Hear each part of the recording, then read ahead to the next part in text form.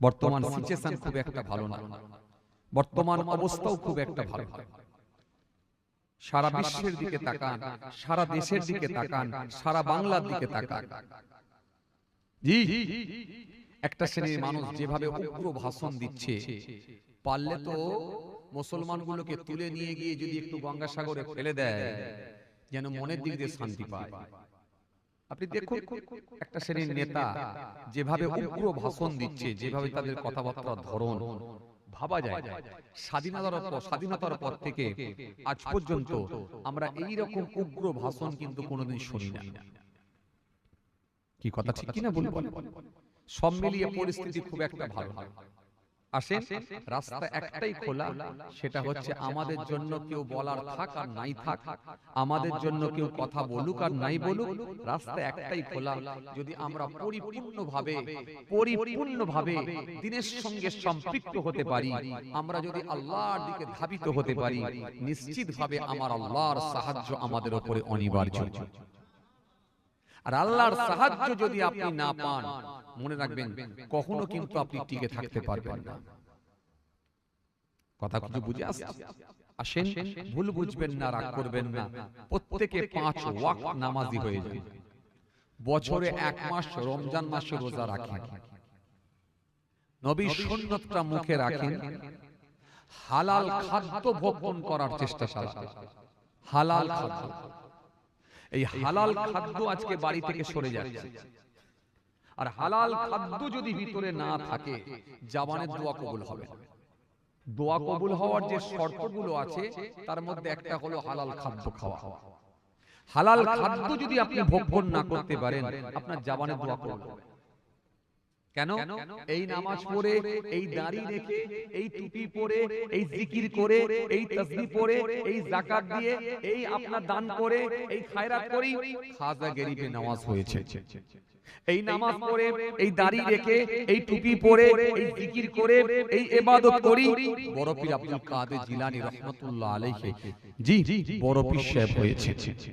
এই নামাজ পড়ে, এই দাড়ি রেখে, এই টুপি পরে, এই জিকির করে জি মুজাদ্দিদ আল ফিসানি রাহমাতুল্লাহ আলাইহি হয়েছে। এই নামাজ পড়ে, এই জিকির করে, এই টুপি পরে, এই তাসবিহ পরে, এই যাকাত দিয়ে, এই ইবাদত করি, ফুরফুরা শরীফ পীর আবু বকর সিদ্দিক রাহমাতুল্লাহ আলাইহি দাদা হুজুর হয়েছে। অস্বীকারের জায়গা আছে? পৃথিবীর জমিনে যত আউলিয়া কিরামদের আগমন ঘটেছিল, সব তেনারা কিন্তু এই ইবাদত করে করি আল্লাহর ওলি হয়ে গেছে। আর আজকে 22 বছর এমনও চাচা আছে 22 বছর দাঁড়িয়ে রেখেছে, জবানের দোয়া কবুল হয় না। 26 বছর রোজা রাখছে, জবানের দোয়া কবুল হয় না। 30 বছর নামাজ পড়ছে, জবানের দোয়া কবুল হয় না। 32 বছর দান করছে, জবানের দোয়া কবুল হয় না। জীবনে একবার সমীক্ষা করেও দেখে না যে কোন জায়গাটায় আমার ডিস্টার্ব, কোন জায়গাটায় আমার সমস্যা। ওই সমস্যা যদি আমি সমাধান করতে পারি, তাহলে আল্লাহর কাছে আমি বেনিফিট পাবো, আল্লাহর কাছে আমি গেনার হব। আর ওই সমস্যা যদি আমি সমাধান না করতে পারি, তাহলে আমার জবানের দোয়াটা কবুল হবে না। এই যে এই জবানের দোয়া কেন কবুল হচ্ছে না, এটাকে নিয়ে আপনার একবার গবেষণা করা দরকার ছিল। এটা নিয়ে কিন্তু আপনি একবারও ভাবলেন, একবারও চিন্তা করলেন? আপনি মনে মনে ভাবছেন আমার মুখে দাড়ি আছে, মাথায় টুপি আছে, আমি নামাজ পড়ছি মানে জান্নাত ধরে রেখেছে। হতে পারে, ডিলিটও হয়ে যেতে পারে, ডিলিটও হয়ে যেতে পারে। কারণ আমরা কেউ গ্যারান্টি দিতে পারবো না, আমরা কোনো কেউ একেবারে গ্যারান্টি দিয়ে বলতে পারবো না, আমরা 100% গ্যারান্টি দিতে পারবো না যে আমার যা নামাজ, আমার যা তেলাওয়াত, আমার যা জিকির, আল্লাহর জান্নাত পেয়ে যাব। এই জান্নাতে যাবার গ্যারান্টি কারোর কাছে না। একমাত্র আল্লাহর দয়া ছাড়া জান্নাত পাওয়ার কোনো সম্ভাবনা না। তবে চেষ্টা করতে হবে আপনাকে অন্যায় মুক্ত জীবন তৈরি করা। অন্যায় মুক্ত, পাপ মুক্ত, হারাম মুক্ত জীবন না তৈরি করতে পারলে আপনার জবানের দোয়া কিন্তু কবুল হওয়াটা কিন্তু কঠিন হয়ে যাবে। এই জন্য আজকের দিনে দেখেন জবানের দোয়া মানুষের কবুল হচ্ছে না। হে তরুণীয়া নওজওয়ান জওয়ানেরা, ইয়া মে মুরব্বিয়েরা, বাবারা সুরে রেখে দিয়ে কেন না এই নামাজ পড়ে, এই জিকির করে, এই তাসবিহ পড়ে যারা এক একজন আল্লাহর ওলি হয়ে গিয়েছিলেন তাদের প্রত্যেকের জামানের দোয়া আল্লাহ দরবারে কবুল হয়ে গিয়েছিল। আরো জোরে বলেন, এই জন্য আমার আল্লাহ কোরআনে কারীমের মধ্যে জানিয়ে দিলেন, ইয়া আইয়ুহাল্লাযীনা আমানুত্তাকুল্লাহ ওয়া কুনু মা'আস সাদিকিন। হে বান্দারা, তোমরা আমি আল্লাহকে ভয় করো আর আমার যারা মনোনীত বান্দা হয়ে গেছে তাদের সঙ্গী তোমরা হয়ে যাও। আজকে বিরাট কিছু ওয়াজ করতে হবে এমন নয়, দুটো দিক, একটা হচ্ছে মেনে নেওয়া আর একটা হচ্ছে পরিত্যাগ করা, ছেড়ে দেওয়া। কোরআন সেই কথাটাই বলেছে, তা'মুরুনা বিল মা'রুফ ওয়া তানহাউনা আনিল মুনকার। একটা ছেড়ে দাও আর একটা ধরে নাও। যেগুলো আমি আল্লাহ আদেশ করেছি সেগুলো তোমরা গ্রহণ করো, আর যেগুলো আমি নিষেধ করেছি, বারণ করেছি, সেগুলো থেকে বিরত থাকো। কেন? আমি যেগুলোকে হারাম করেছি, নিষেধ করেছি, তাতে কোনো কল্যাণ থাকতে পারে না, তাতে কোনো উপকার থাকতে পারে না। সেই জিনিসে কোনোদিন তোমরা জ্ঞানার হতে পারবে না। সুতরাং আমি যেগুলো বারণ করেছি সেগুলো থেকে তোমরা বিরত থাকো, সেগুলো থেকে তোমরা দূরে থাকো। কেন? আমার আদেশ আর নিষেধ এটাই মেনে নিতে হবে, আর এটার নামই হলো ইসলাম। আমার হুকুম, আমার আহকাম, আমার হুকুমগুলোকে, আমার আদেশ নিষেধগুলোকে মেনে নিতে হবে। তবেই মনে রাখবেন আপনি ধর্ম মেনে নিতে পেরেছেন। কথা কিছু বুঝে আসছে? ভাইরা আমার, বন্ধুরা আমার, সাথী মহব্বতের ভাইরা, যে আমি কয়েকদিন আগে কিতাবের মধ্যে পড়ছিলাম, জি 520 হিজরিতে, 520 হিজরিতে, জি বাগদাদের জমিনে, জি খলিফা মানসুরের পুত্র জাফর ওয়াসিফ বিল্লাহ, তিনি বাগদাদের অধিপতি ছিলেন। বাগদাদের যখন তিনি অধিপতি ছিলেন, তিনি কি করলেন? তিনি বড় পীর আব্দুল কাদের জিলানী রাহমাতুল্লাহ আলাইহি, সেই পিরিয়ডের কথা বলছি, তৎকালীন সময়ের কথা বলছি। বড় পীর আব্দুল কাদের জিলানী রাহমাতুল্লাহ আলাইহি হুজুরের কাছে এক তোরা আশরাফি পাঠালেন। যাও, মন্ত্রীকে পাঠালেন, এটা হুজুরকে গিয়ে একটু গিফট করো, হুজুরকে গিয়ে দিয়ে এসো, তোহফা, উপঢৌকন, তোহফা। যেমন আপনারা আমাদেরকে দেখলে ভালোবাসেন, কেউ তোহফা নিয়ে যান, বাড়িতে আপেল নিয়ে যাচ্ছেন, কেউ মিষ্টি নিয়ে যাচ্ছেন। আপনারাও দেখবেন অনেক সময় আত্মীয় বাড়িতে গেলেও নিয়ে যান, বিয়াই বাড়ি গিয়ে যাচ্ছেন, নাতি নাতনিদের জন্য নিয়ে যাচ্ছেন, কখনো মামার বাড়ি, কখনো খালার বাড়ি, কেউ মিষ্টি নিয়ে যাচ্ছেন, কেউ ফল নিয়ে যাচ্ছেন, কেউ শুকনো খাবার, চানাচুর, বিস্কুট নিয়ে যাচ্ছেন, ইত্যাদি ইত্যাদি গুলো নিয়ে যান। হুজুরদেরকেও দেন, বক্তাদেরকে, হুজুরদেরকে, মাওলানা সাহেবদেরকে ভালোবেসে দেন। এগুলো একটু ভালোবেসে দেন, এই ভালোবাসা, অন্য কিছু না। জাফর ওয়াসিফ বিল্লাহ হুজুরের কাছে পাঠিয়েছেন, ভালোবেসে পাঠিয়েছেন, কি এক তোরা আশরাফি পাঠিয়েছেন, যাও একটু হুজুরের কাছে এটা দিয়ে এসো। এ তরুণিয়া নওজওয়ান জাওয়াকেরা,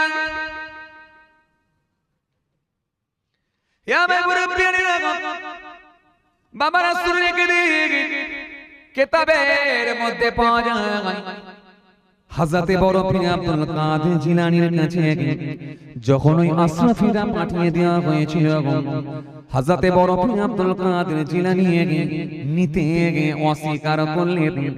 মন্ত্রীকে বললেন, ও মন্ত্রী, এটা আমি নেব না, যাও তোমার বাদশার কাছে নিয়ে যাও, খলিফার কাছে নিয়ে যাও, এটা আমাকে দিও না, এটা আমি গ্রহণ করতে পারবো না।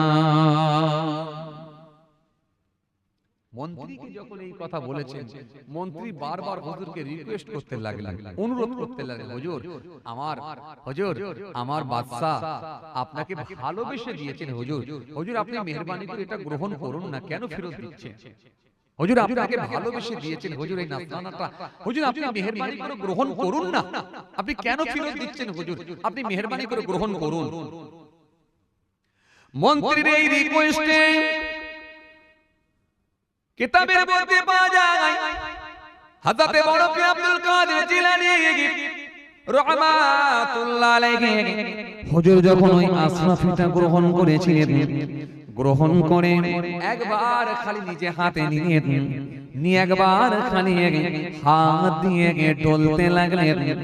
ডলার সাথে সাথে ওই আশরাফি দিক থেকে ওই আশরাফি গুলো থেকে ডলার সাথে সাথে কাঁচা রক্ত বার হতে লাগলো।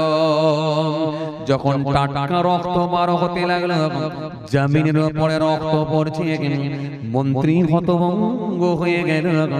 দরবারের প্রত্যেকটা মানুষ হতভঙ্গ হয়ে গেল, অবাক হয়ে গেল, চিন্তিত হয়ে পড়ল, এটা কেন এরকম হলো? প্রত্যেকটা মানুষ অবাক হয়ে গেল, চিন্তিত হয়ে পড়ল, মন্ত্রীও চিন্তিত হয়ে পড়ল, টেনশনের মধ্যে পড়ে গেল। মন্ত্রী আর থাকতে না পেরে বাদশার কাছে খবর পাঠালো। জাফর মসজিদ বিল্লাহর কাছে খবর গেল, বাদশা ও বাদশা শুনেন, আপনি যে তোহফাটা দিয়েছিলেন হুজুরের হাতে আমি দিয়েছিলাম, হুজুর যখন নিজে হাতে করে একবার গ্রহণ করেছে, ওই তোহফার মধ্য থেকে রক্ত বার হতে লেগেছে। আমরা প্রত্যেকেই অবাক হয়ে গেছি। যখন বাদশার কানে গিয়ে পৌঁছালো, বাদশাও হতভঙ্গ হয়ে গেল, বাদশাও অবাক হয়ে গেল। বাদশার সহ্য করতে পারল না, বাদশার স্থির থাকতে পারল না। বাদশা অবাক হয়ে গেল, বলো কি এরকম তো ঘটনা কোনোদিন হয়নি। চিন্তিত হয়ে পড়েছে, কিন্তু ওই তোহফা কার হাতে পড়েছে? বড় পীর আব্দুল কাদের জিলানী রাহমাতুল্লাহ আলাইহির হাতে পড়েছে। যে মানুষটা জীবনে কোনোদিন অন্যায় কাজের সঙ্গে যুক্ত হয়নি, যে মানুষটার হাতে জীবনে কোনোদিন হারাম খাদ্য ওঠেনি, তিনার হাতে যদি অপবিত্র মাল পৌঁছে যায়, এটা কি কখনো সেটার পবিত্র থাকতে পারে? হযরতে বড় পীর আব্দুল কাদের জিলানী বসে আছেন, বাদশা সহ্য করতে না পেরে বাগদাদের জমিনে চলে এলেন। হুজুরের দরবারে এসে ঝরঝর করে কাঁদতে লাগলেন, হুজুর কেন এরকম ঘটনা ঘটলো? হযরতে বড় পীর আব্দুল কাদের জিলানী বললেন, বাবা বাদশা শোনো, তুমি এই হাত দিয়ে মানুষের রক্ত শোষণ করেছো, গরিবের মাল আত্মসাৎ করে নিয়েছো, মিসকিনের মাল তুমি গ্রহণ করে নিয়েছো। এই হাত দিয়ে তুমি অনেক খারাপ কাজ করেছো, এই হাত দিয়ে তুমি হারাম মাল ভক্ষণ করেছো, হারাম মাল তুমি গ্রহণ করেছো। সেই হারাম মালগুলোকে জমা করে আজকে আমার কাছে পাঠিয়েছিলে বাদশা। এই জন্যই হারামগুলো, অপবিত্র জিনিসগুলো আমার হাতেতে স্পর্শ হওয়ার সাথে সাথে সেগুলো আমার আল্লাহর কুদরতি ক্ষমতা, সেগুলোকে আমার আল্লাহ পাক রক্ত করে বের করে দিয়েছি। মাত্র কয়েকটা জিনিস ভালো আছে যেগুলো হালাল, বাকি সবটাই হারাম, রক্ত হয়ে বেরিয়ে গেছে। মাত্র কয়েকটা জিনিস ভালো, বাকি সব হলো হারাম। এই হারামের জিনিস আমি আল্লাহ, আমি আমার আল্লাহ, আমি বড় পীরের হাতে দেবেন না বলে রক্ত করে বার করে দিয়েছি।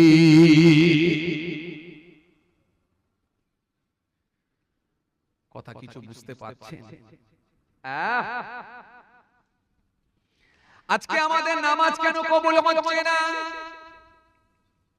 রোজা কেন কবুল হচ্ছে না? দাড়ি টুপি কেন কবুল হচ্ছে না? আপনারা মনে করছেন কবুল হয়েছে কি হয় না জানলেন কি করে? ও বাবাজি আমার ভাইরা শুনেন, বাবাজি আমার ভাইরা জেনে রেখে দেন, কবুল হয় না, 100% কবুল হয় না। যদি কবুল হতো তাহলে আপনার জবানের দোয়া কবুল হয়ে যেত। কেন 22 বছর নামাজ পড়ছেন, 28 বছর রোজা রেখেছেন, 26 বছর দাঁড়িয়ে রেখেছেন, মিস হবার কোনো সম্ভাবনা নাই, মিস হবার কোনো সম্ভাবনা নাই। নিশ্চিতভাবে আপনার জবানের দোয়া কবুল হতো। হতো কেন 22 বছরের নামাজ 28 বছরের রোজা 26 বছরের দাঁড়িয়ে নিশ্চয় আপনি আল্লাহর ওলি হয়ে যেতেন কিন্তু কবুল হয় না কেন তার মানে জবানে দোয়া কবুল হয় না কেন রাসূলুল্লাহ বলেছেন যার ভেতরে হারাম খাদ্য ঢুকবে আমি নবী বলছি ওই শরীরটা জান্নাতে যাবে না এই জন্য আমার নবী সুন্দর করে জানালেন আল্লাহ নবী সুন্দর করে বললেন لا يدخل الجنة لحم نبت من الشوط وكل لحم نبت من الشوط كانت النار أولى به আল্লাহ নবী সুন্দর করে বললেন لا يدخل الجنة لحم আমি রাসূলুল্লাহ বলছি ওই শরীরটা জান্নাতে যাবে না ওই গোশতটা জান্নাতে যাবে না যার শরীরে لا يدخل الجنة لحم نبت من الشوط وكل لحم نبت من السوط كانت النار أولى به যার শরীরে হারাম খাদ্য ঢুকে গেছে আমি রাসূলুল্লাহ বলি সামান্য পরিমাণও যদি হারাম খাদ্য ভিতরে ঢুকে যায় আমি নবী বলে যাই ওই শরীরটা কোনোদিন জান্নাতে যাবে না সমীক্ষা করে দেখা যায় সমীক্ষা করে যদি দেখা যায় একটা পাড়া সমীক্ষা করলে 100টা ঘর থাকলে 85টা বাড়িতে এখন বন্ধন ঢুকে গেছে 85টা বাড়িতে এখন মহিলা সমিতি ঢুকে আছে তবে বুকে হাত দিয়ে একবার খালি বলুন তো দেখি কেমন করে আপনার নামাজ রোজা কবুল হবে 85টা বাড়িতে যদি হারাম খাদ্য ঢুকে যায় 85টা বাড়িতে যদি মহিলা সমিতি ঢুকে যায় 85টা বাড়িতে যদি বন্ধন ঢুকে যায় তাহলে কেমন করে ভাবলে জাবানের দোয়া কবুল হবে না হতে পারে না জাবানের দোয়া কবুল হয় না আর জাবানের দোয়া কবুল হয় না তার মানে ইবাদত আল্লাহ দরবারে কবুল হচ্ছে না এই 17 বছর ধরে একই দোয়া করলেন আল্লাহ আমি 17 বছর ধরে একই দোয়া করছি আল্লাহ আমি একজন নামাজি আমি একজন দাড়িওয়ালা আমি একজন রোজাদার 17 বছর ধরে একই দোয়া করি আল্লাহ তুমি আমার একটা ভালো জামাই মিলিয়ে দাও একটা সুপাত্র মিলিয়ে দাও ভালো একটা জামাই মিলিয়ে দাও 17 বছর পরে যখন ভালো একটা জামাই মিলল দেখা গেল মস্ত বড় একটা গাঁজাখোর তার মানে যা বললেন তার কথা বলেন তার উল্টো হয়ে গেল যদিও আপনাদের এলাকায় এরকম ঘটনা ঘটেনি এই এলাকার সমীক্ষা করলে বন্ধন তন্দন ঢোকেনি কি বলেন আপনারা কথা বলছেন না কেন হয়েছে এই এলাকার সমীক্ষা করলে মহিলা সমিতি ঢোকে না বন্ধন ঢোকে না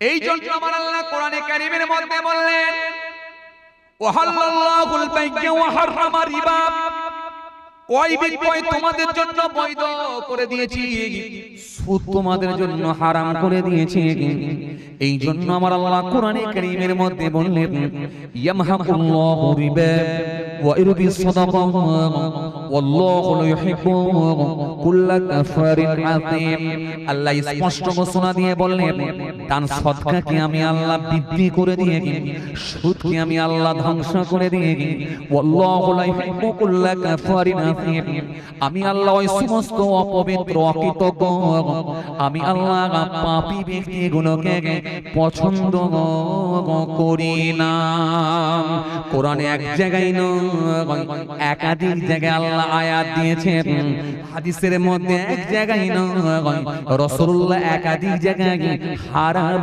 সম্পর্কে হাদিস তুলেছেন ভাবা দরকার আমাদের ভাবা দরকার আর কবে ভাববো 10 কিলো দুধেতে যদি একটু পেচ্ছাবের ছিটা পড়ে ওই দুধটা আর পবিত্র থাকতে পারে না ওটা হারামে পরিণত হয়ে যায় 10 কিলো দুধেতে যদি একটু গোবরের ছিটা লেগে যায়, ওই দুধটা আর পবিত্র থাকতে পারে না, ওটা হারামে পরিণত হয়ে যায়। এই হারাম কখনো হালাল হয় না। মনে রাখবেন, যাদের ভিতরে এখনো পর্যন্ত বাড়িতে বন্ধন ঢুকে আছে, মহিলা সমিতি ঢুকে আছে, ইমিডিয়েট যদি এই অন্যায় মুক্ত যদি না হতে পারি আমরা, যদি এই পাপ মুক্ত না হতে পারি, যদি এই হারাম খাদ্য থেকে যদি বিরত না থাকতে পারি, যদি আমরা বন্ধন মহিলা সমিতি থেকে যদি দূরে না সরে আসতে পারি, লিখে রেখে দেন আপনার জামানের দোয়া মওত পর্যন্ত কবুল হবে না।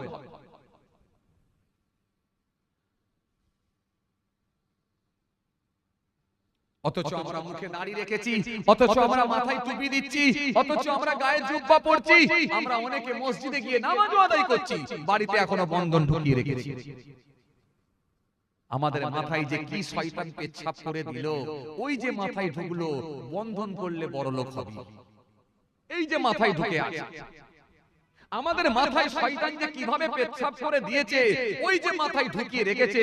আরে সকালবেলা যখন কাজে যাবি তো মনে কর, এই যে সকালবেলা যখন কাজে যাচ্ছিস, এই যে তুই একজন রাজমিস্ত্রি, ছেনি নিয়েছিস, হাতুড়ি নিয়েছিস, কন্নিক নিয়েছিস, কড়া নিয়েছিস, এই যে কাজে যখন যাচ্ছিস, বেদেমারি বাজারে বসে বসে চা খাচ্ছিস, এ বাবু এই কাজ করে খেটে আর কবে বড়লোক হবি?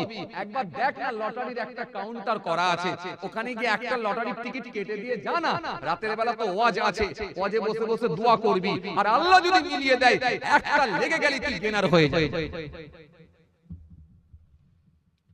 কথা মনে কিছু বুঝতে পারে, কিছু কথা বুঝতে পারছেন বাবাজি?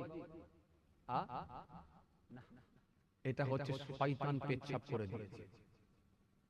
ব্যাস ওই ছেলেটার মাথায় ঢুকে গেল, কন্নিক মেরে, হাতুড়ি মেরে, খুন্তি মেরে, আর এই কড়া নিয়ে কাজ করে, রাজমিস্ত্রির কাজ করে 500 টাকা ইনকাম করে কবে বড় লোক হব সংসার চালিয়ে।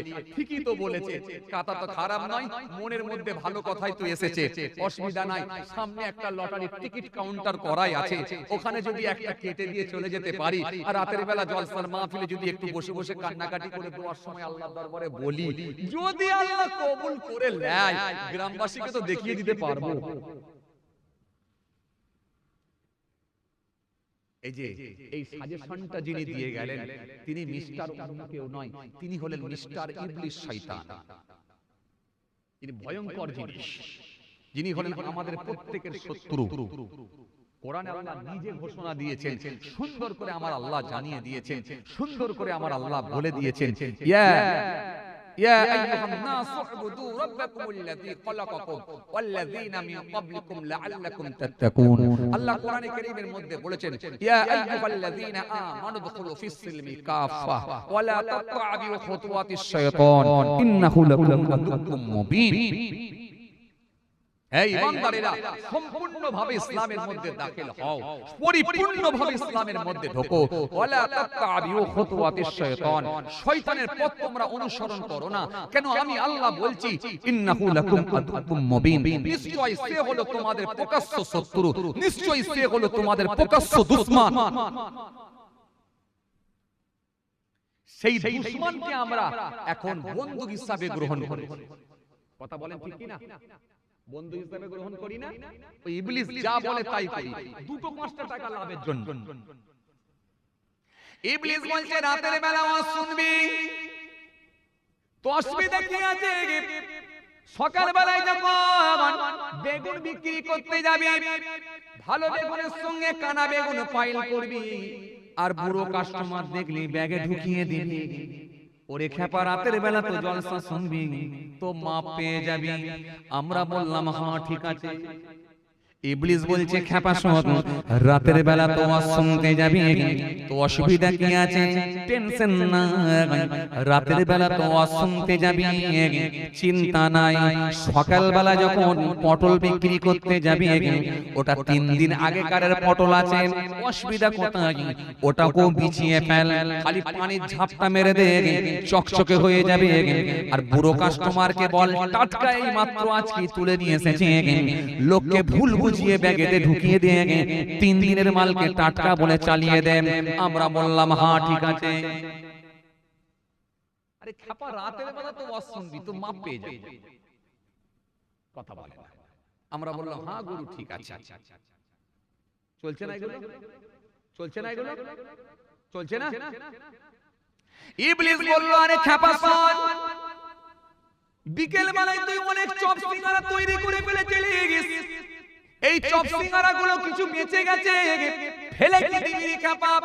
ফেলে দিলে তো লস হয়ে যাবে, এগুলো কি ভালো করে কাঁচের শোকেসের মধ্যে ঢুকিয়ে রাখ, সকালবেলা তেলেতে ফের গরম করে ছেঁকে নিবি। আর দূরের কাস্টমার যখন দেখবি বাসে করে আসছে, কেউ দেখবি টেকারে করে আসছে, টেকারের ছাদে বসে আছে, কেউ দেখবি টোটো করে আসছে, কেউ দেখবি অটো করে আসছে, ওরা যখন চপ মুড়ি তোর কাছে কিনতে আসবে, রানিং কাস্টমার বলে ওদের ওই ঠুঙার ভেতরে দিয়ে ওদের হাতে ধরিয়ে দিবি।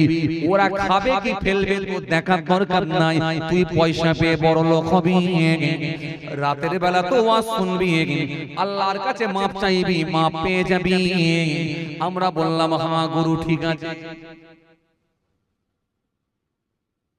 কেন আমরা বুঝলাম না যে এই 5 টাকা 10 টাকা 20 টাকা 100 টাকা 200 টাকার জন্য আমার ঈমান আমলকে কেন বরবাদ করে দিচ্ছি?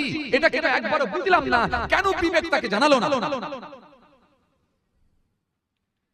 এই জন্য আমাদের সমাজে কিছু মানুষ আছে দেখবেন, যারা হারামের সঙ্গে যুক্ত হওয়ার কারণে তাদের জবানের দোয়াটা আল্লাহ তার মানে কবুল হয় না। এই জন্য আমার নবী সুন্দর করে জানিয়েছেন, আমার নবী স্পষ্ট ঘোষণা দিয়েছেন, ইয়াতিয়ালান নাসি জামাব লা ইউবালিল মারউ মা আখাযা মিনহু আমিনাল হালাল আমিনাল হারাম। আমি রাসূলুল্লাহ বলি, অতি সত্তর মানুষের সম্মুখে এমন জামানা আসবে, কেউ কারোর পরোয়া করবে না, কি উপায়ে মাল লাভ করবে, হারাম উপায়ে না হালাল উপায়ে, সেটাও কিন্তু দেখা দেখি থাকবে না। বোতলের ভেতরে পেট্রোল ভরে রাখবে, তাতে সামান্য কিছু লাভের জন্য সেখানে কেরোসিন পাইল করে গাড়ির ট্যাঙ্কে ভরে দিয়ে কার্বোরেটর জাম করে দেবে। সামান্য কিছু লাভের জন্য কেরোসিনকে পেট্রোলের সঙ্গে পাইল করবে। সকালবেলা মাছ বিক্রেতা মাছ বিক্রি করতে যাবে, ওই মাছ যখন বাজারে নিয়ে যাবে, টাটকা মাছের রক্ত নিয়ে গিয়ে পচা মাছের গায়ে লাগিয়ে রাখবে। বেলা 12:30টার সময় 1টার সময় চড়া দামে ছাড়ে দেবে, বলবে এই দেখো রক্ত বার হচ্ছে বলে চালিয়ে দেবে। সমাজে হারাম আর হালাল বলে এটা এমন ভাবে পাইল করে চালাবে, মানামানি বলে থাকবে না। আমি রাসূলুল্লাহ বলছি, কেউ কারণ পরোয়াও করবে না, যে কোনো ভাবে বড় লোক হওয়ার চেষ্টা চালাবে। কথা ঠিক কিনা? রাগ করছেন আপনারা? তওবা রাগ করছেন? আপনারা ভাবছেন হুজুর আমাদেরকে কেন বলছেন তওবা? আমি আপনাদেরকে বলিনি। বিশ্বাস করেন আপনাদের সঙ্গে আমার কোনো রাগারাগি নেই। কি বেদে মারি নাকি? চন্ডিবাড়ি গ্রাম খুব মহব্বতের গ্রাম, আমি আপনাদেরকে কেন বলবো? তওবা তওবা তওবা তওবা, আমি আপনাদেরকে বলিনি। বিশ্বাস করেন এই বর্তমান সিচুয়েশন, বর্তমান যে অবস্থা, এই বর্তমান অবস্থার দিকে লক্ষ্য করে আমি কিছু বলছি। কেন আমাদের বুকের ভেতরে এখন আল্লাহর ভয় কেন ঢুকছে না, আমি এটা বুঝাতে চাই। সামান্য 10টা টাকা 20টা টাকা 50টা টাকা 100টা টাকা লাভের জন্য আমি এইভাবে অন্যায় কাজের সঙ্গে যুক্ত থাকবো? আমার ভেতরে কি একবারও ভয় ঢুকবে না আমার আল্লাহ যদি নারাজ হয়ে যায় একটা বড় রোগ দিয়ে দিতে পারে, লাখ লাখ টাকা খরচ হয়ে যেতে পারে? আল্লাহ ইচ্ছা করলে তো ব্লাড ক্যান্সার দিতে পারে, আল্লাহ ইচ্ছা করলে ডায়াবেটিস দিতে পারে, আল্লাহ ইচ্ছা করলে সুগার দিতে পারে, আল্লাহ ইচ্ছা করলে টিউমার দিতে পারে, আল্লাহ ইচ্ছা করলে হার্ট অ্যাটাক দিতে পারে, আল্লাহ ইচ্ছা করলে বাচ্চার কোনো বড় ধরনের রোগ দিতে পারে। যে হাজার হাজার টাকা খরচ করিয়ে দিয়ে আমার আল্লাহ ইচ্ছা করলে ইহকাল পরকাল সব বরবাদ করে দিতে পারে। কেন আমাদের ভেতর আল্লাহর ভয়টা ঢুকছে না? এটা বুঝাতে চাইছি। কি কথা ঠিক বলছি? আমরা জেনে শুনে কেন প্রতারণা করব? আসেন, ভুল বুঝবেন না, আমাকে রাগ করবেন না, আমি আপনাদেরকে জ্ঞান দিতে আসছি না, শেখাতে আসছি না। তওবা তওবা, আমি জাস্ট খালি রাসূলুল্লাহর কথাগুলো, আল্লাহর কথাগুলো একটু তুলে ধরছি। এগুলো আমাদের মেনে নেওয়া হলো নৈতিক দায়িত্ব। কারণ এগুলো যদি আমরা মেনে নিতে পারি, নিশ্চিতভাবে আমরা উপকৃত হব, নিশ্চিতভাবে আমাদের কল্যাণ আছে, নিশ্চিতভাবে আমরা আল্লাহর কাছে বেনিফিট পাবো, নিশ্চিতভাবে আমার আল্লাহ ইহকাল এবং পরকাল উভয় জায়গাতেই আমাদেরকে শান্তি দান করবেন। জোরে বলতে পারেন না সুবহানাল্লাহ? কেন মনে রাখবেন, এই পৃথিবীতে এমনই একটা সিস্টেম আমার আল্লাহ সাজিয়ে দিয়েছেন। কেউ বড় বাড়ি বানাবে, কেউ গিয়ে কাজ করবে, কেউ জুতো কিনবে, কেউ গিয়ে পালিশ করবে। এটাই সিস্টেম এই পৃথিবীর জমিনে, এটাই সিস্টেম আমার আল্লাহ বানিয়ে দিয়েছেন। কেউ আপনার কি বলে বাড়ির ভেতরে থাকবে, কেউ আবার চালটা ছেয়ে দেবে। এটাই সিস্টেম। কেউ আসবে প্লাস্টার করবে, কেউ আবার আপনার বড় টাকা খরচা করে বিরাট বাউন্ডারি দিয়ে দেবে, কেউ আসবে পাঁচিল তৈরি করে দেবে। সুতরাং একজন আরেকজনের কাজ করবে, এটাই সিস্টেম। প্রত্যেককে আমার আল্লাহ সিস্টেম করে দিয়েছে। কিন্তু মনে রাখবেন, কেউ বলতে পারবেন না, কেউ বলতে পারবেন না যে আমরা সবাই সমান বড় লোক হয়ে যাব। এটা কিন্তু সিস্টেম নাই। সুতরাং মনে রাখবেন, একজনের কাজ আরেকজনা তাহলে করবে না। এই যে একজনের কাজ আরেকজনা করবে, এটাই সিস্টেম। আরেকজনের কাজ আরেকজন করবে, একে অপরের মাধ্যম দিয়ে আল্লাহ রাব্বুল আলামিন তাদেরকে ইনকামের সুব্যবস্থা করে দেবেন। এটাই সিস্টেম। তা বলে হারাম আর হালালের জ্ঞানটা কিন্তু আপনাকে রাখতে হবে। কিছু কথা বুঝতে পারছেন আমার? এই কথা কিছু বুঝে যাচ্ছে? আপনারা কি ঘুমিয়ে পড়লেন নাকি না জেগে আছেন? সব জেগে আছেন তো বাবাজি? আসেন, ভুল বুঝবেন না, রাগ করবেন না। আজকে এই যে আমার মনে পড়ে গেল, এই যে জানুয়ারি, জি এই যে 31st নাইট উদযাপন করছে অনেক যুবকরা, ডিজে বক্স দিয়ে, কেউ আপনার কি বলে বোম দিয়ে, কেউ আপনার কি বলে লাইটিং করে, কেউ আপনার কি বলে ফুল ঝুরঝুরি দিয়ে এই যে নাইট উদযাপন করছে। একবারও ভাবলো না যে এখনো বাকি আছে 1 বছর, তার আগে আল্লাহ পটলডাঙ্গার তলায় পাঠিয়ে দিতে পারে। সুতরাং আমাদের উচিত বছরটা যাতে করে ভালো যায়, আল্লাহর কাছে অন্তত ভালো কাজ দিয়ে শুরু করা। এই হারাম কাজ, এই যে মদ দিয়ে পান করে খেয়ে আসছে, তাই আপনাদের সামনে মনে পড়ে গেল বলে হারাম নিয়ে আমি শুরু করে ফেলেছি। নাহলে আমি ভেবেছিলাম যে একটা অন্য সাবজেক্ট নিয়ে আজকে শুরু করব, কিন্তু শুরু হয়ে গেল হারাম নিয়ে। তাই না? আসেন, আপনাদেরকে আমি কি বুঝাতে চাইছিলাম তাহলে, এই যে আপনি একটু মানুষকে সামান্য পয়সার জন্য মানুষের সঙ্গে প্রতারণা করছেন, মানুষকে ঠকাচ্ছেন, ঠকবাজি করছেন, এটার কিন্তু লংজিভিটি খুব বেশি দিন নয়। আপনার বুকের ভিতরে আল্লাহর ভয় নিয়ে আসেন। আল্লাহর ভয় যখন ভিতরে ঢুকে যাবে, তখনই যাবেন আপনি অন্যায় মুক্ত থাকতে পারবেন, হারাম মুক্ত থাকতে পারবেন। আর হারাম মুক্ত থাকতে পারলে তাহলে যাবেন আপনার জবানের দোয়া কবুল হবে, আপনার ইবাদতটাও আল্লাহর দরবারে কবুল হবে। এই তরুণিয়া নওজওয়ান যুবকেরা, ইয়া মুরব্বিরা, বাবা রাসূলের কিতাবের মধ্যে পাওয়া যায়, আল্লাহ নবী একদিন মদিনার বাজারে গেলেন। মদিনার বাজারে গিয়ে আমার নবী দেখতে পেলেন, মদিনার বাজারে গিয়ে আমার রাসূলুল্লাহ দেখলেন সাহাবায়ে কিরামেরা বসে বসে ব্যবসা করছে। আল্লাহ নবী হাবিবুল্লাহ হুজুর আমার থাকতে না পেরে এক সাহাবীর সামনে গেলেন। সামনে গিয়ে সামনে একটা গমের বস্তা রাখা ছিল। আল্লাহ নবী থাকতে না পেরে নিজের হাতখানাকে নিয়ে গমের বস্তার মধ্যে প্রবেশ করালেন। গমের বস্তার মধ্যে নিজের হাতখানাকে ঢুকিয়ে দিলেন। গমের বস্তার মধ্যে নিজের হাতখানাকে ঢুকিয়ে দিয়ে এক মুষ্টি ভিজে গম বের করলেন। এক মুষ্টি ভিজে গম বার করলেন। ভিজে গম,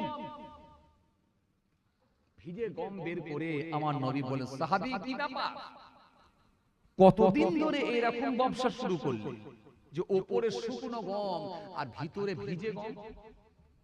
তুমি জানো না যে মানুষকে ধোঁকা দেয় সে মুমিন বলে গণ্য হয় না? সাহাবী, উপরে শুকনো গম আর ভিতরে ভিজে গম, কবে থেকে এরকম ব্যবসা শুরু করলেন? আমার নবীর চেহারাটা পরিবর্তন হয়ে গেল, পাল্টে গেল। নবী রেগে গেলেন, সাহাবী ভয় পেয়ে গেলেন। ও সাহাবী ভয় পেয়ে গেলেন। রাসূলুল্লাহ যখন রাগান্বিত হতেন, রেগে যেতেন, চেহারাটা পরিবর্তন হয়ে যেত। এই চেহারা পরিবর্তন হলে সাহাবীরা ভয় পেয়ে যেতেন। কিছু কথা শুনছেন আপনারা? অনেক সময় দেখবেন খুব বুদ্ধিমান বাপ বলে ছেলে কোনো অন্যায় কাজ করলে দেখবেন বাপের চেহারাটা দেখবেন ফুটে উঠে। সুতরাং বাপের চেহারাটা এমন ভাবে ফুটে উঠে যে বাপ নারাজ হয়ে গেছে, অসন্তুষ্ট হয়ে গেছে। একটা অসন্তুষ্ট যে বাপ, সেটা চেহারাই স্পষ্ট হয়, পরিষ্কার। কথা বলে না, ঘুম পেয়ে যাচ্ছে আপনাদেরকে? কি কথা ঠিক কি না? এই মারতে হবে এমনটা না, আপনার চেহারাটা বুঝলি, চেহারাটা দেখলেই বোঝা যায় যে আপনি নারাজ হয়ে গেছেন, অসন্তুষ্ট হয়ে গেছেন। এই চেহারাতে ফুটে উঠেছে আপনি নারাজ হয়ে গেছেন, অসন্তুষ্ট হয়েছে। আমার মনে পড়ে যাচ্ছে, কিতাবের মধ্যে এসেছে রাসূলুল্লাহ দরবারে আছেন, হঠাৎ করে দেখা যায় খলিফাতুল মুসলিমিন হযরত ওমর ফারুক রাদিয়াল্লাহু তাআলা আনহু তিনি একদিন বসে বসে তাওরাত কিতাব পড়ছেন। তাওরাত কিতাব। মাফরুল্লাহ ভাই, আপনি উঠবেন, একটু ওঠেন, যান বাড়ি যাবেন তো? ওই মাফরুল্লাহ ভাইকে বলছি বাড়ি যাবেন? তবে এরকম করে উঠা উঠা ভাব যেন মনে হচ্ছে যাবেন, যান না, অসুবিধা নেই। বুঝে বলল কি সমস্যা, বুঝে যেতেও দেবে না। আরে বাবা, আমি থাকতে বলছি, থাকতে পারে, বাড়িতে প্রয়োজনীয় কাজ থাকতে পারে, সমস্যা থাকতে পারে, কি কথা ঠিক কি না? আমি তো আপনাকে জোর করব না, কেন জোর করাটা ঠিক না? অসুবিধা হতে পারে, এতে এত মানুষ বসে আছে, আপনার অসুবিধা থাকলে আপনি যান, আপত্তি নেই।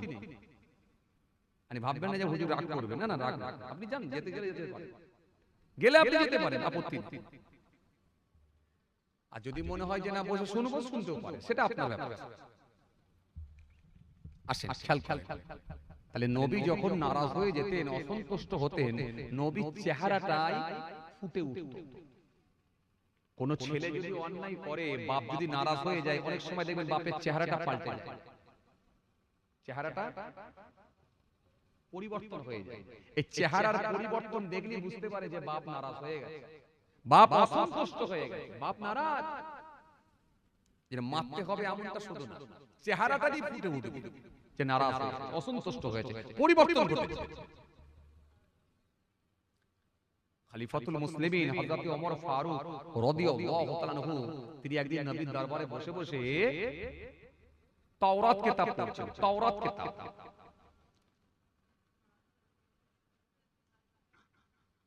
তাওরাত কিতাব পড়ছেন। তাওরাত কিতাব কার উপরে নাজিল হয়েছিল?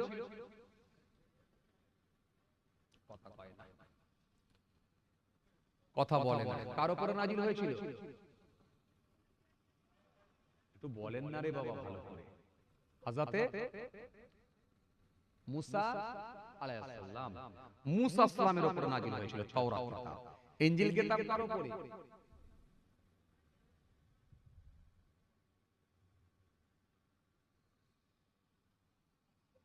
খুব টেনশনে আছেন আপনারা, খুবই চিন্তিত।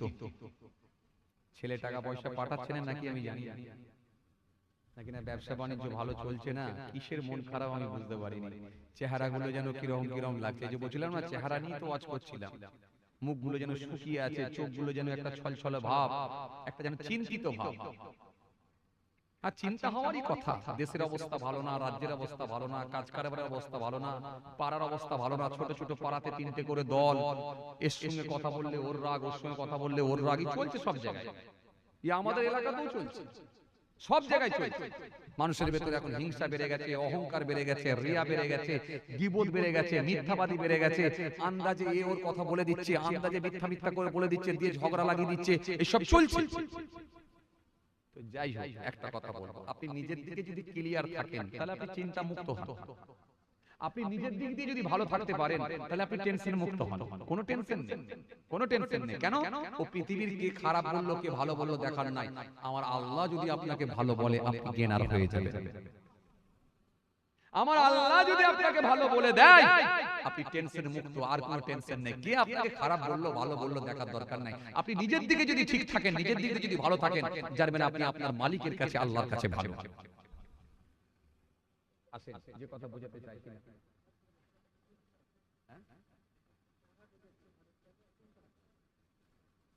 ও ঘরে টাকা ঢুকেছে, টাকা পাচ্ছে না, ও টাকা পেয়ে গেছে, বলছে ঘরের টাকা পেয়ে গেছে হুজুর, তো ঘরে টাকা পেয়ে গেছে বলছে, তো বিশাল ব্যাপার, তাহলে তো মাশাআল্লাহ দাওয়াত করে খাওয়াতে হবে হুজুরদেরকে, ইমাম সাহেবদেরকে দাওয়াত করে খাওয়াতে হবে, তাই না? ঘরে টাকা ঢুকে গেছে যখন, তাহলে আমার টেনশন কি আছে?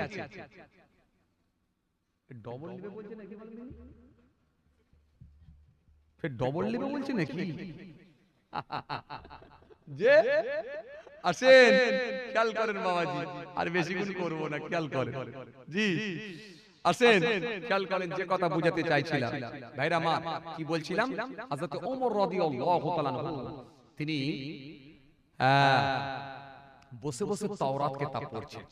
যখন তাওরাত কিতাব পড়ছেন, আমার রাসূলুল্লাহ একটু নারাজ হয়ে গেলেন। নারাজ হয়ে গিয়ে আল্লাহর নবী একটু অসন্তুষ্ট হলেন, চেহারাতে স্পষ্ট হলো, পরিষ্কার হলো। যখন চেহারাতে ফুটে উঠেছে, হযরত আবু বকর সিদ্দিক রাদিয়াল্লাহু তাআলা আনহু তিনি বুঝতে পেরে গেলেন যে আমার নবী নারাজ হয়ে গেছে, কেন চেহারা পাল্টে গেছে। কিতাবের মধ্যে পাওয়া যায় হযরত আবু বকর সিদ্দিক রাদিয়াল্লাহু তাআলা আনহু, হযরত আবু বকর সিদ্দিক রাদিয়াল্লাহু তাআলা আনহু তিনি সেই সময় বললেন, ও হযরত ওমর, একবার খানি আমার রাসূলুল্লাহর দিকে দেখো, আমার নবীর চেহারার দিকে একবার দেখো, আমার নবী নারাজ হয়ে গেছে। তুমি চেহারা দেখো, রাসূলুল্লাহর অবস্থা দেখো। হযরত ওমর ফারুক রাদিয়াল্লাহু তাআলা আনহু হুজুর থাকতে না পেরে আল্লাহর নবীর দিকে একবার তাকালেন। তাকিয়ে দেখলেন আমার নবীর চেহারাটা পরিবর্তন হয়ে গেছে, আমার নবী নারাজ হয়ে গেছে, আমার রাসূলুল্লাহ অসন্তুষ্ট হয়ে গেছে। হযরত ওমর একটু চিন্তিত হয়ে পড়লেন, হয়ে সঙ্গে সঙ্গে আল্লাহ নবীকে বললেন, ইয়া রাসূলুল্লাহ, ইয়া হাবিবাল্লাহ, হুজুর বিয়াদবি নেবেন না, হুজুর বিয়াদবি নেবেন না, হুজুর ওয়াল্লাহ নবী, কিছু যদি আমার দ্বারাই ভুল হয় আপনি বলুন, কেন আমি তো মেনে নিয়েছি, রাদিতু বিল্লাহি রাব্বান ওয়া বিইসলামি দীনান ওয়া বিমুহাম্মদ মুস্তাফা সাল্লাল্লাহু আলাইহি ওয়াসাল্লাম, আমি আল্লাহকে আল্লাহ বলে মেনে নিয়েছি, ইসলামকে দ্বীন বলে মেনেছি, আর আপনাকে রাসূলুল্লাহ বলে আখিরি নবী বলে গ্রহণ করে নিয়েছি। ও আল্লাহ নবী, আমার কথাবার্তা, আমার কর্মকাণ্ডে, আমার কার্যকলাপ এমন যদি কিছু হয়ে থাকে, দয়া করে আপনি আমাকে বলুন, দয়া করে আপনি আমাকে বলুন, যদি আমার কর্মকাণ্ড, আমার কার্যকলাপ বা আমার কথাবার্তা যদি কিছু আপনাকে এরকম মনে হয়, আপনি আমাকে একটু বলুন। আমি তো আপনাকে নবী বলে মেনেছি, ইসলামকে দ্বীন বলে মেনেছি, আল্লাহকে আল্লাহ বলে মেনেছি। আমার নবী সেই সময় বলেন, ওমর শোনো, ওমর শোনো, আমি রাসূলুল্লাহ তোমাকে একটাই কথা বলি, তুমি যে আজকে কিতাবটা পড়ছো, এই কিতাবটা হলো তাওরাত কিতাব। তুমি কি জানো এই তাওরাত কিতাব কার উপর এসেছে? তাওরাত কিতাব নবী মুসা সালামের উপর অবতীর্ণ হয়েছে। তবে ওমর শোনো, আমি রাসূলুল্লাহ তোমাকে বলে যাই, আজকে যদি তাওরাত কিতাব তো পরের কথা, যদি মুসা কালিমুল্লাহ বেঁচে থাকতেন, সে মুসা নবীকে আমি রাসূলুল্লাহকে অনুসরণ করা লাগতো। জোরে হয় না? আরো জোরে বলেন, কেননা আমার আল্লাহ আমাকে এত বেশি ভালোবাসা দিয়েছেন, সমস্ত নবীদের ঊর্ধ্বে আমার সম্মান আল্লাহ দিয়েছেন। মুসা নবীও যদি আজকে বেঁচে থাকতেন, আমি রাসূলুল্লাহকে অনুসরণ করতেন। কেন আমি রাসূলুল্লাহ, আমার সম্মান আমার আল্লাহ বাড়িয়ে দিয়েছি।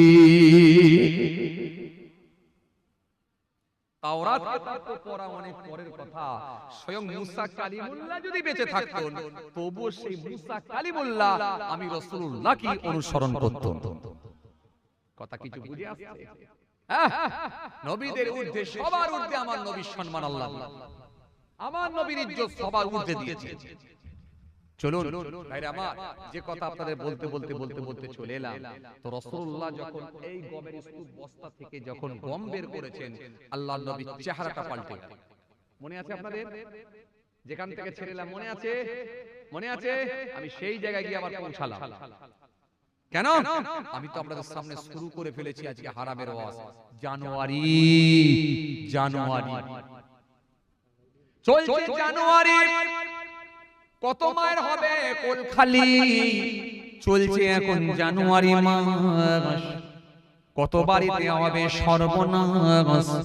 চলছে এখন জানুয়ারি, মানুষ মরবেও দেখবেন খুব তাড়াতাড়ি। এটা হলো জানুয়ারি, এই জানুয়ারি মাস হায়রে সর্বনাশ। চলছে জানুয়ারি মাস, মরবে গো তাড়াতাড়ি। এটা হলো জানুয়ারি, চলবে জানুয়ারি মাস, কত বাড়িতে হবে সর্বনাশ। চলছে এখন জানুয়ারি, মরে গেলেই দেখবেন কত মায়ের হবে কোল খালি। এজন্য এই হারাম নিয়ে, ডিজে মদ নিয়ে আপনাদের সামনে যে কথা বলতে বলতে চলে আসছি, এই হারামের পাগাট।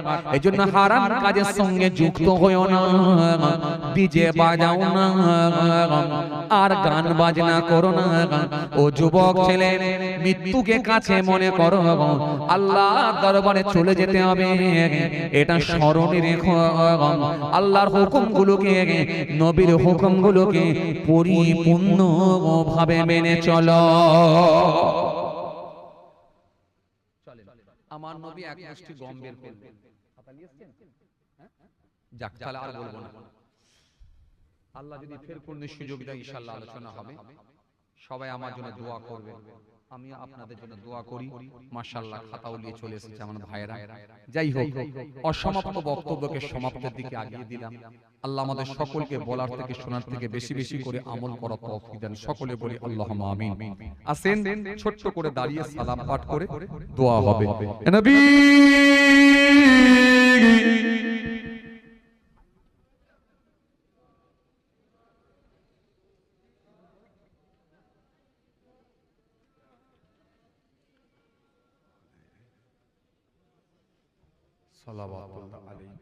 একটু আগে আগে আসেন আপনারা, একটু আগে আগে আসেন, একটু আগে আগে আসেন। আলহামদুলিল্লাহ, একটু আগে আগে আসেন। উচ্চ আওয়াজে মহব্বতের সঙ্গে সালাম করেন। ইয়া নবী সালাম আলাইকা, আরো জোরে ইয়া রাসূল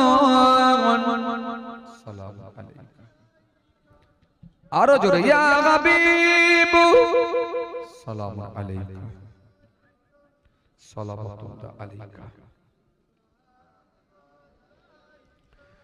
আজ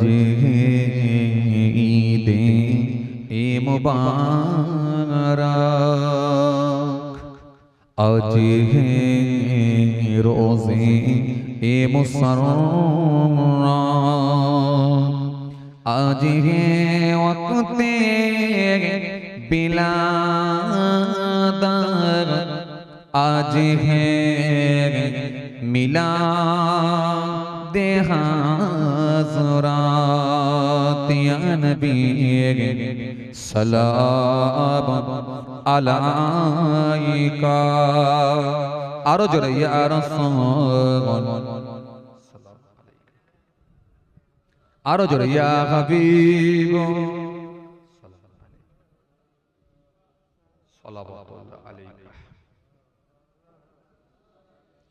या नबी सलाम लो आमा, या रसूल सलाम लो आमा देरो, या हबीब सलाम लो बांगला मोरजे सबाई गुनाहगार। या नबी सलाम, आरो जोरे या रसूल, या हबीब सलाम अलैका, सलावतुल्लाह अलैका। আমায় নবীর আব্বা জান আবদুল্লাহ,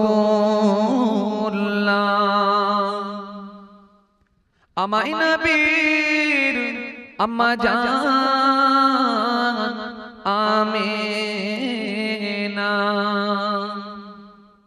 আমায় নবীর দুধ মা হালিমা আমায় নবীর রওজা মদিনা ইয়া নবী সালাম আরো জোরে ইয়া রাসূল ইয়া হাবিব সালাম আলাইকা সালাওয়াতুল্লাহ আলাইকা মিমুসি মদিনে হেওয়ালে হে সে হসমি হেওয়ালে মিমুসে মেরা हुआ दाल से दीदार हुआ ले नबी सलाम या रसूल सलाम या हबीब सलाम अलैका सलावतुल्लाह अलैका সকলে বসেন ইয়া রাব্বি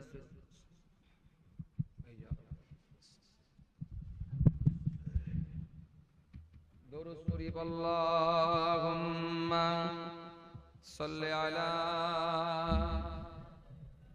সাইয়্যিদিনা মাওলানা মুহাম্মদ ওয়া আলা আলিহি সাইয়্যিদিনা যাই হোক সংক্ষেপ করলাম আল্লাহ যদি ফের কোন সুযোগ দেয় ইনশাআল্লাহ আলোচনা হবে সবাই আমার জন্য দোয়া করবেন আমি আপনাদের জন্য দোয়া করি কি বলতে বুঝতে পারি যাই হোক প্রত্যেকে 5 ওয়াক্ত নামাজ পড়বেন বছরে 1 মাস রোজা রাখবেন হালাল খাদ্য ভক্ষণ করবেন হালাল খাদ্য ভক্ষণ করলে নিশ্চিতভাবে জাবানের দোয়া কবুল হবে ইনশাআল্লাহ হালাল খাদ্য খাওয়ার চেষ্টা করবেন যে বাড়িতে হারাম খাদ্য চলছে দাওয়াত করলেও যাবেন না যদি জানতে পেরে যান জানতে না পারেন আলাদা কথা ভিন্ন কথা যাই হোক বিশেষ করে নামাজ যারা আদায় করেন নামাজি লোকেদের জন্য বললাম হারাম আর হালাল বেঁচে চলার চেষ্টা করবেন না হলে কিন্তু জাবানের দোয়া কবুল হবে না নাজাত পাওয়ার কোনো সম্ভাবনা থাকবে না যাই হোক ভাইরা আমার বন্ধুরা আমার সাথী মহব্বতের ভাইরা আমার ভাইরা বড় আশা করে বলেছে জি প্রতি বছরই এই মাহফিল হয় আপনাদের দোয়ায় আল্লাহ করান এবছরও আল্লাহ করিয়েছেন আপনাদের দানেতেই আল্লাহ করিয়েছেন আর এইভাবেই চলে যত বেসরকারি মাদ্রাসা মসজিদ মক্তব যত এরকম জলসার মাহফিল গুলো হয়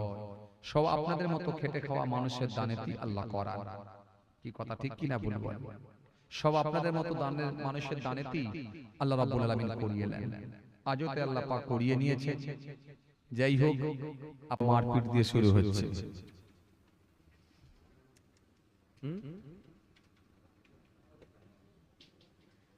বোঝেন নাকি বছরের প্রথম দিন কোথাও জলসা দিয়ে শুরু হচ্ছে কোথাও পিকনিক দিয়ে শুরু হচ্ছে কোথাও আবার দিনের বেলা মারপিট দিয়ে শুরু হচ্ছে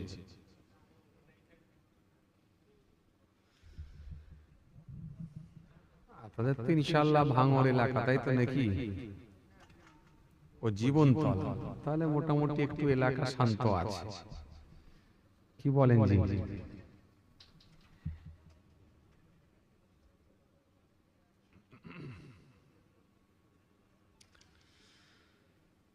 যাই হোক কিছু সময় আলোচনা করে আপনাদের খেদমত থেকে বিদায় নেব সবাই চলে আসেন যারা আশেপাশে ছড়িয়ে ছিটিয়ে আছেন সবাই এসে বসে যান সকলের কাছে আমার অনুরোধ সবাই এসে বসে যান আমি একটু রাস্তাটা ভুল করেছিলাম, সেই বিশ্বাস পাড়া তেঁতুল বেরিয়া নাকি আছে না, ওই দিকে সোজা রাস্তা চলে গেছি। এবারে ভিতরে গিয়ে জিজ্ঞাসা করছি, সে আবার লোক বলছে হুজুর কোন জলসায় যাবেন? জলসা তো দুটো হচ্ছে, একটা ওই দিকে হচ্ছে, আবার কমিটির ভাইয়ের সঙ্গে যোগাযোগ হলো, আবার তারা গাড়ি নিয়ে আনতে গেল, বাইক নিয়ে। যাই হোক, সবাই এসে বসে যান, সবাই চলে আসে, এসে বসে যান।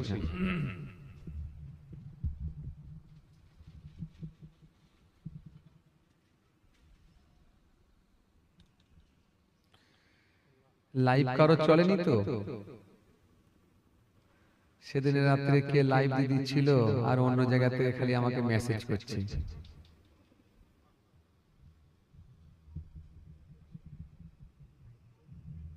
না, লাইভটা দেবেন বাইরে, বসে বসে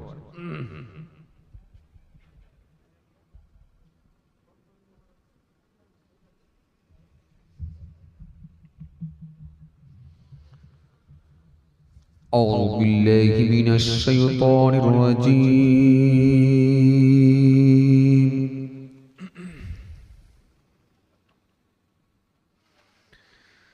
بسم الله الرحمن الرحيم. মনিটর কাটতে বললাম তোমাকে, এটা কমাও না, কানে লাগছে।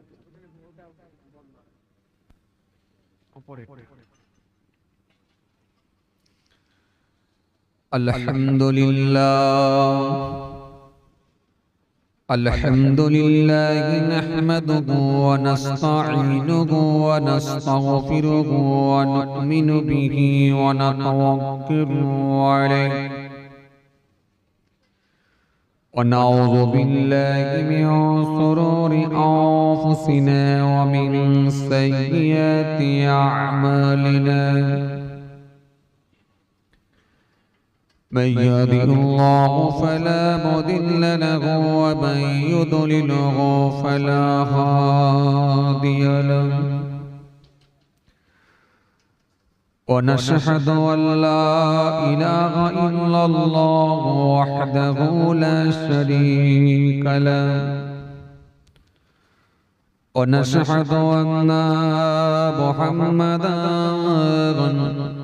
عبده ورسوله.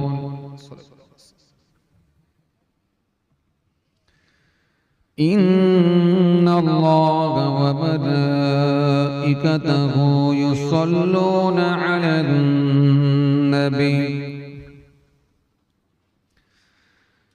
يا أيها الذين آمنوا صلوا عليه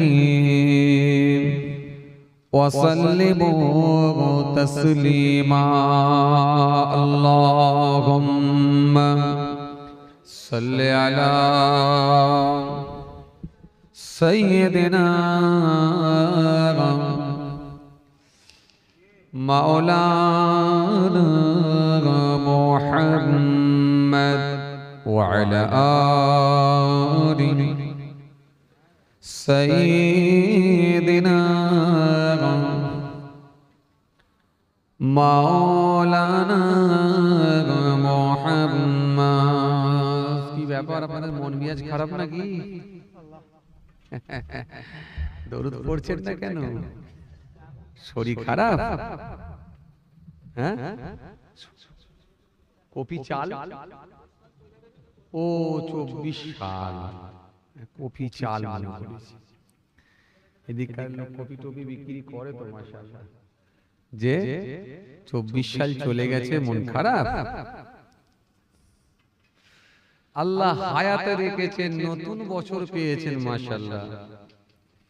আবার শুরুটা করছেন জলসার মাহফিল এসে বা জলসা দিয়ে, তো মন খারাপ কেন করছে? ইমানদার তো মন খারাপ করার কথা নয়।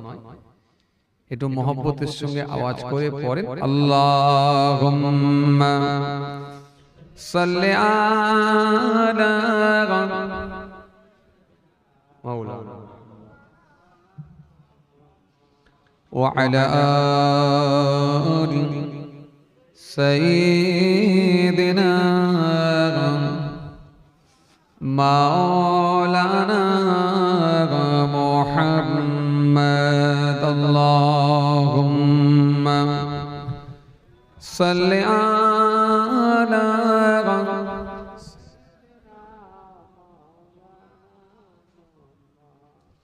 وعلى آل سيدنا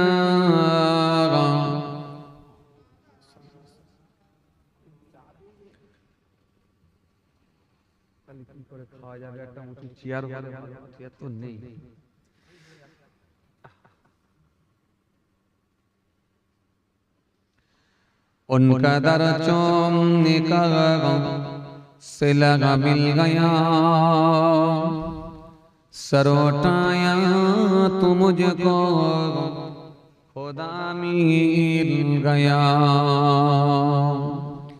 आसियों का बरग मर्तबा मिल गया हसर में दामने मुस्तफा मिल गया अल्लाहुम्मा सल्ली अला मौलाना मुहम्मद आवाज दिए पढ़ें व अला आलि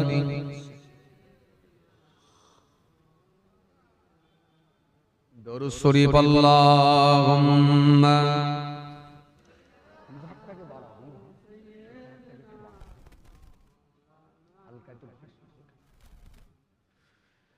وعلى آل سيدنا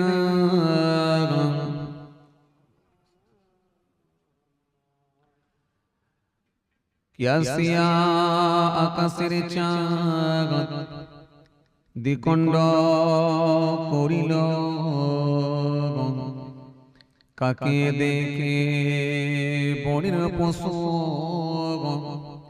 চিনিয়া নিল সে যে মোদের নবী কামলি আলা একসাথে পরম মেঘ সাল্লি আলা আল্লাহুম্মা সাইয়্যিদিনা মাওলানা মুহাম্মদ ওয়া আলা আলি সাইয়্যিদিনা মাওলানা আমি তো জানি না পাবো কি পাবো না আল্লাহ তোমার দেওয়া সেরা জান্নাত আমি তো জানি না পাবো কি পাবো না আল্লাহ তোমার দেওয়া সেরা জান্নাত আমি সদ জানি নরকের কুনি সইতে পারবো না কোনদিন রাত আমি তো জানি না পাবো কি পাবো না আল্লাহ তোমার দেওয়া সেরা জান্নাত আল্লাহুম্মা সাল্লি আলা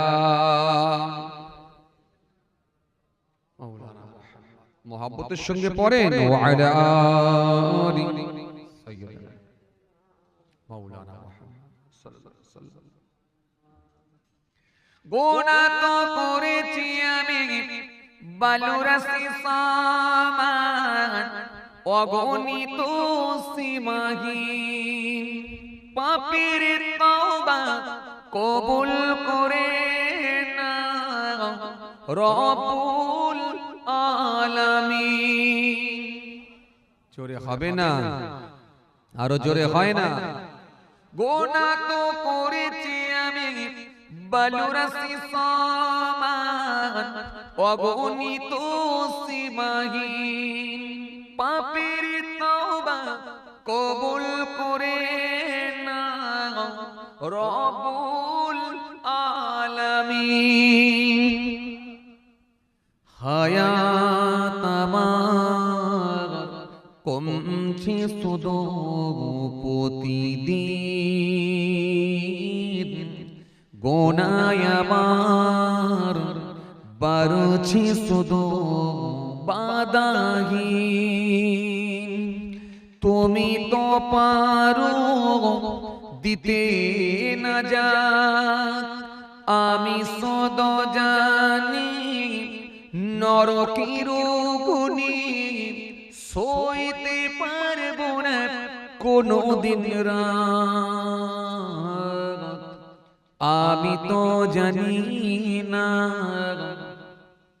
পাবো কি পাবো না, আল্লাহ তোমার দেওয়া সেরা জান্নাত। আমি তো জানি না পাবো কি পাবো না, আল্লাহ তোমার দেওয়া সেরা জান্নাত। আমি সদ জানি নরকের গুনি সইতে পারবো না কোনো দিন রাত। আমি তো জানি না পাবো কি পাবো না, আল্লাহ তোমার দেওয়া সেরা জান্নাত। আমি তো জানি না পাবো কি পাবো না, আল্লাহ তোমার দেওয়া সেরা জান্নাত। আমি সদ জানি নরকের গুনি সইতে পারবো না কোনো দিন রাত। আমি তো জানি না পাবো কি পাবো না, আল্লাহ তোমার দেওয়া সেরা জান্নাত। আল্লাহুম্মা সাল্লি আলা, আওয়াজ দিয়ে পড়ে মাওলানা মুহাম্মদ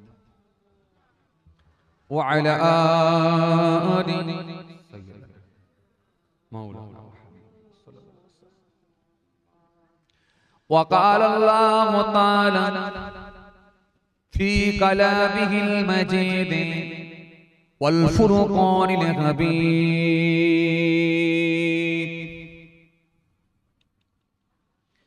يا أيها الناس اعبدوا ربكم الذي خلقكم والذين من قبلكم لعلكم تتقون.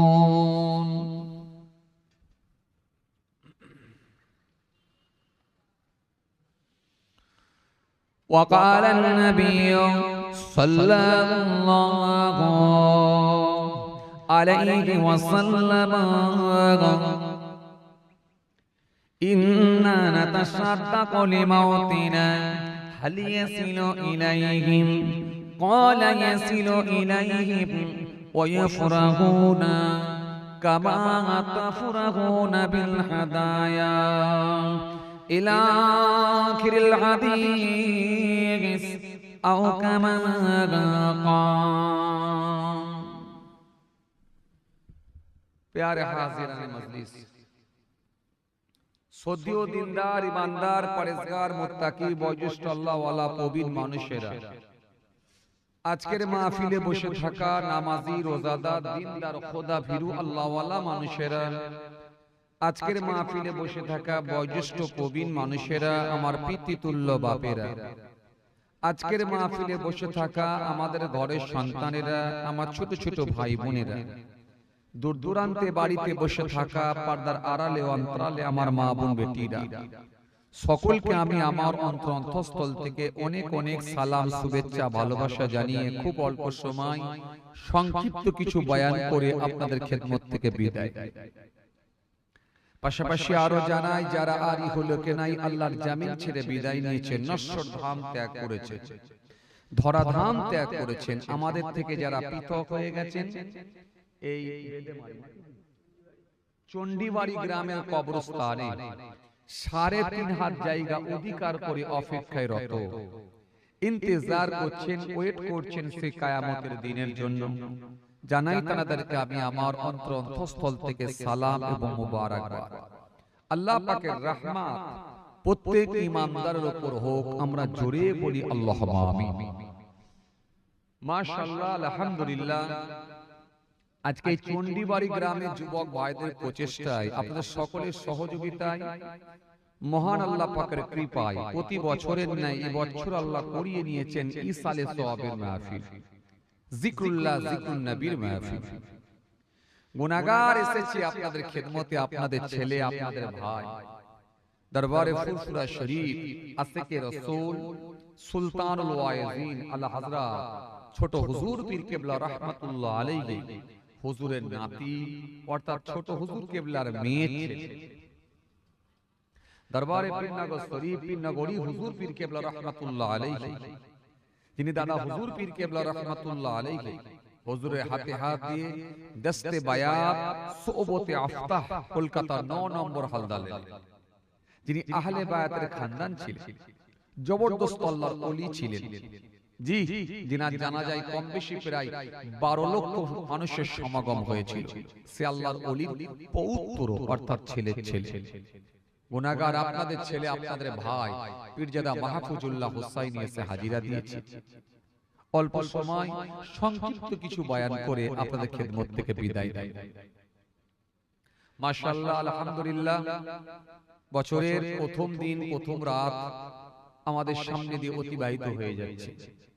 আলহামদুলিল্লাহ, এই কঠিন শীতকে উপেক্ষা করে, বড় কষ্ট করে, দুনিয়াদারির সমস্ত রকমের কাজ কর্মগুলো থেকে বিরত থেকে একমাত্র মহান আল্লাহর সন্তুষ্টি, তার হাবিবুল্লাহকে খুশি করার নিয়তে বছরের প্রথম রাতটা, বছরের প্রথম দিন, প্রথম রাত আমরা আল্লাহকে রাজি করার জন্য জলসার মাধ্যম বা জলসার মধ্য দিয়ে আমরা স্টার্ট করেছি। ভাইরা আমার, বন্ধুরা আমার, সাথী মহব্বতের ভাইরা, এই বছরের প্রথম রাত বা প্রথম দিন কেউ ডিজে বাজিয়ে, বক্স বাজিয়ে, কেউ পিকনিকের মধ্য দিয়ে, কেউ মদ গাঁজার নেশার মধ্য দিয়ে বছরের প্রথম রাত, প্রথম দিন স্টার্ট করে। আবার কেউ এই বছরের প্রথম রাত, প্রথম দিন আল্লাহর সন্তুষ্টি, তার হাবিবুল্লাহকে খুশি করার নিয়তে জলসার মাধ্যম দিয়ে স্টার্ট করে। কেউ বা কোরআন তেলাওয়াতের মধ্য দিয়ে, মাধ্যম দিয়ে স্টার্ট করে। কেউ বা 2 রাকাত নামাজ পড়ে আল্লাহকে রাজি করে, আল্লাহ বাকি দিনগুলো তুমি সমস্ত রকমের ফাসাদ, মুসিবত, সমস্ত রকমের গজব থেকে তুমি মুক্ত রাখো, হিসাব আল্লাহ তুমি হেফাজত করো। সেই জন্য তোমার সন্তুষ্টির জন্য 2 রাকাত নামাজ পড়ছি। কেউ শুরু করে নামাজ দিয়ে, আবার কেউ শুরু করে নাচ গান দিয়ে, মদ দিয়ে, আবার কেউ শুরু করছে বছরের প্রথম দিনে মারপিট দিয়ে। আমি সোশ্যাল মিডিয়ায় দেখছিলাম আপনাদের এলাকায় ভীষণ মারামারি হয়েছে।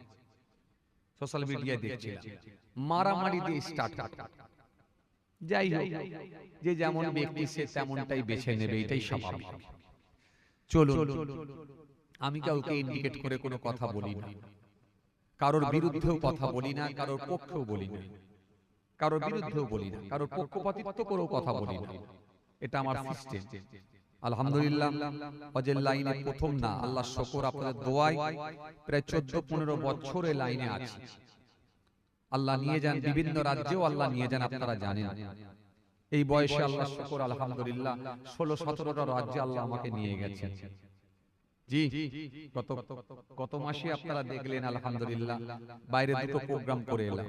ত্রিপুরায় করে এলাম, আর আপনার কি বলে রাজস্থানে করে এলাম। তার আগের মাসে আপনারা জানেন দুটো প্রোগ্রাম করলাম, একটা সেকেন্দ্রাবাদে করলাম আর একটা আহমেদাবাদে করলাম। তার আগের মাসে হায়দ্রাবাদে করলাম। কদিন পর আল্লাহ যদি নিয়ে যায় ফের বোম্বাই, বোম্বাই থেকে এসে ফের ইলাহাবাদ। মাসে আমার দুটো করে বাইরের প্রোগ্রাম হয়ে যায়। আল্লাহ শুকর, আপনাদের দোয়া। তাও তো নিতে পারি না, প্রচন্ড চাপ থাকে। তো যাই হোক, আপনাদের দোয়া আর আমার পীর বুজুর্গদের দোয়া, আব্বা মায়ের দোয়া। চলুন আপনাদেরকে আমি যেটা বোঝাতে চাইছিলাম, ইন্ডিকেট করে কথা আমি বলি না, আমি বড় আফসোস নিয়ে বর্তমান সিচুয়েশন নিয়ে কিছু কথাবার্তা তুলে ধরি। আপনারা জানেন, আসেন, খুব কষ্ট আপনাদেরকে দেবো না। যেটা বুঝাতে চাইছিলাম, আমাদের বছরের প্রথম রাত, প্রথম দিনটা একটু আল্লাহর নাম কি নিয়ে শুরু করা স্টার্ট দরকার ছিল। সেটা না করে অনেক মুসলমানের ছেলে আমরা দেখতে পাচ্ছি ডিজে বক্স দিয়ে গান চালিয়ে, গাঁজার টান, মদের টান দিয়ে, পিকনিকের মধ্য দিয়ে, নাচ গানের মধ্য দিয়ে, একটু ড্যান্সের মধ্য দিয়ে বছরের প্রথম রাতটা শুরু করছে। এটা আফসোস, এটা আক্ষেপ, এটা দুঃখ, এটা অন্য কিছু না, দুঃখ। আমি তো আস্তে আস্তে দেখলাম প্রচুর গাড়ি আসছে, সব ওই রকম করে নাচতে নাচতে আসছে। আবার আলহামদুলিল্লাহ অনেকে দেখছি জলসার মাহফিলও দিচ্ছেন। এই যে আমি তো পাশেই ছিলাম, আপনাদের একটা জলসা করে এখানে এলাম, আস্তে আস্তে দেখলাম প্রায় 3-4টে জলসা হচ্ছে। তো এই যে 3-4টে জলসা আমি দেখতে পেলাম, তার মানে আপনারাও চেষ্টা চালাচ্ছেন যে কোনো ভাবে যুবকদেরকে, ছেলে বাচ্চাদেরকে, যুবকদেরকে অন্তত অন্যায় থেকে যাতে করে দূরে রাখা যায়, যাতে করে জলসার মাধ্যম দিয়ে অন্তত আটকে রাখা যায়। একটা জিনিস জেনে রাখবেন, জোর করে কোনো কাজ হয় না, জোর করে কোনো কাজ হয় না। আসলে যদি কাউকে পাপ মুক্ত রাখতে হয়, অন্যায় কাজ থেকে বিরত থাকতে হয়, ইত্তাকুল্লাহ, তার ভেতরে পরিপূর্ণ আল্লাহর ভয় ঢোকাতে হয়। আর পরিপূর্ণ আল্লাহর ভয় যদি ভিতরে ঢোকাতে হয়, তাহলে এটা একেবারে একেবারে বাচ্চা বয়স থেকে স্টার্ট করতে হয়।